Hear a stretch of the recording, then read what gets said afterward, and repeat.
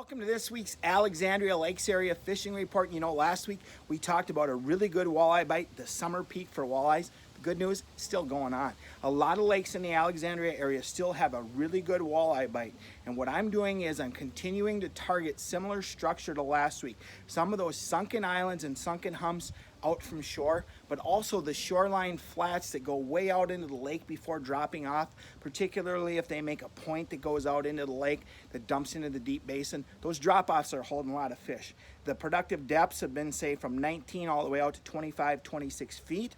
And we're continuing to use an on-the-move approach. I'm using a heavy bottom bouncer, a crawler harness, and a night crawler, and covering water, not only to find fish, but using that speed to trigger the bites from these aggressive walleyes. So that's been important. We talked last week about fishing the windy side of the lake, or if it's been flat calm that day, the day that the wind blew into the day before. That's typically been the best side of the lake. Here's another tip. We've had some flat, calm, hot, bright sunny days. Typically the walleyes don't bite quite as good during the middle of the day on those days. So when you have those conditions, get up early, fish those first few hours of the morning, maybe take a break, and then fish the evening again. That's really been important and keyed some of our good bites the past week. So if you like fishing walleyes, it's still game on for a summer peak bite around Alexandria. Now the other good news is panfish are biting out on the deep weed line, as are the largemouth bass. When I talk about the deep weed line, I'm talking about the flat comes out from shore, weeds start to grow, and then as it drops off into deep water, the weeds stop growing.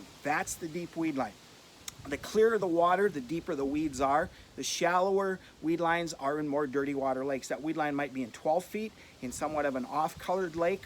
If the lake is really clear, that weed line might be out in 18 to even 22 feet. But what I do is I hold the boat out off the deep edge. I use what's called a jig worm, a small jig like an 1/8 or 3 32nd ounce jig head with some type of a plastic worm type of bait. I use a do-nothing stick worm. The 4-inch Ocho is my favorite.